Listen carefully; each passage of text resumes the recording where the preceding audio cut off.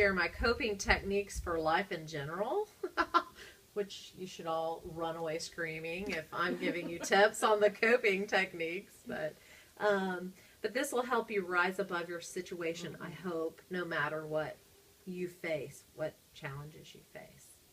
One thing that helped me is to use the resources at hand.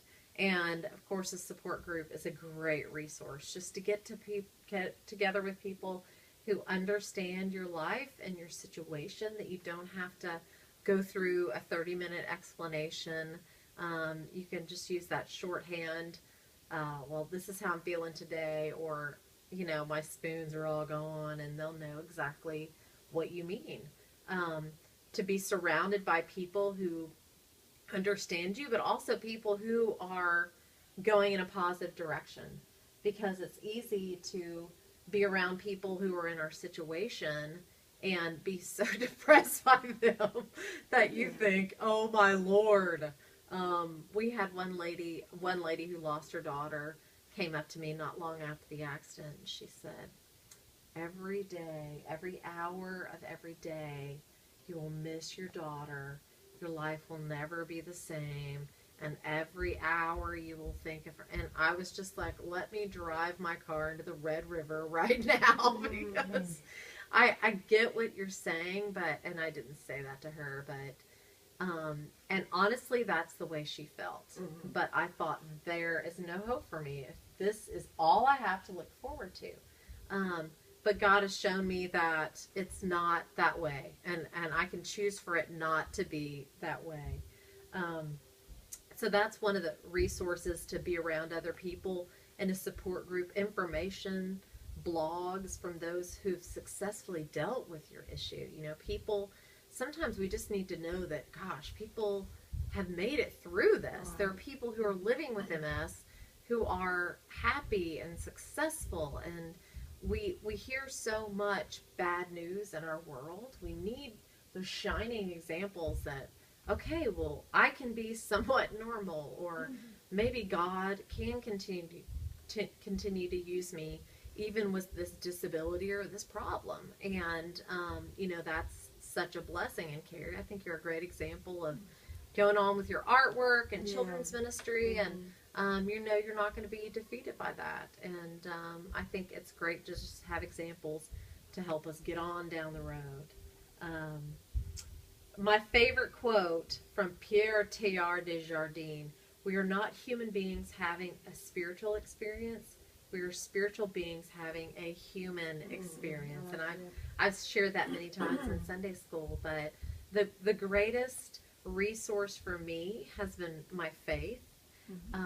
My faith that there is a sweet by and by that we are passing through, that this is not all there is. Because of what we celebrate at Easter, our faith in Christ, He has overcome the grave. Therefore, it's opened the possibilities for us that we could never open for ourselves. Thank God. Isn't that great news? To know that we are passionately loved by an eternal God while we live this fleeting temporary life changes everything. Because if we look around and think this is all there is, isn't that depressing? If this is it, struggling with our chronic illness or our financial problems or our relationships that never seem, whatever is plaguing us, if this is all there is, that is a sad thought. But when we think about all of eternity, that's an amazing thought. Okay, think about your favorite place to spend the day. Would it be at the beach with all your favorite people, or in the mountains, or painting, or teaching children, or whatever really thrills you? Hanging out with your friends, having a spread, whatever. Just your favorite place. If you thought about being in your favorite place for a whole day, having all your favorite foods, all your favorite people, doing only what you love to do. Think about that. And think about if someone said, okay, you can have all this, but for 1 second, but at the beginning of the day, you're going to feel some pain. Would you still do it? Of course. When we think about how amazing our day is going to be, what's a second? And my thought is life, even though it's so important for us to have meaningful lives that we live, we're kind of in the second. We're on the bad side of eternity. Some things are going to hurt us here on earth because this is life. When you consider the awesomeness of the day, a second doesn't really compare. We have to know that right now we're on the bad side, and it's vitally important that we spend our lives in meaningful ways, but truly the best is yet to be. When I went to England, I went to the V&A Museum, and I asked this guy with the big hat on to take a picture. I said, "Hey, can you take a picture?" And he's like, "My dear," he said, "you draw a picture. You take a photograph." So I was definitely making friends and great impressions there. You're welcome, all of America. But I saw these amazing tapestries, and they were 25 feet high, 15 feet wide. I mean, just huge tapestries of these biblical scenes. And so, I'm nosy, so I had to go up, kind of see what I could see, and, made the guy in the hat nervous again. But the front was just beautiful, breathtaking. The scenes and the colors, and every thread had made a different glint in the fabric. But if you look behind, it's not so pretty. There are knots and gnarls and strings, and it's just not pretty. And I've come to realize that there are things in our lives that will never make sense. Why am I sick? Why am I struggling with this? Why me, Lord? But when we pass from the bad side to the good side of eternity and look back, we will see the beautiful picture our life has made, the beautiful picture that God has made out of our lives.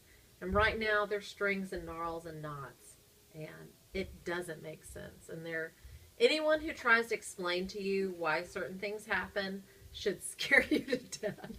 We had all kinds of explanations, and people wrote us letters.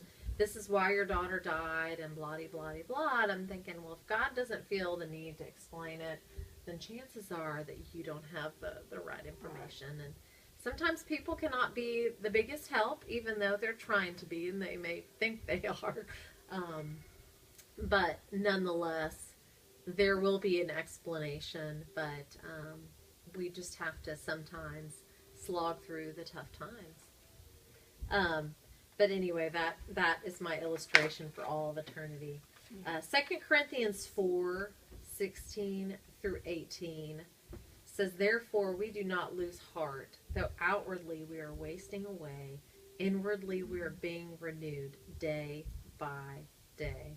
So, we're all terminal, we're all headed for the same outcome, we're all perishable. There's a shelf life for all of us. That's life on earth. We're humans.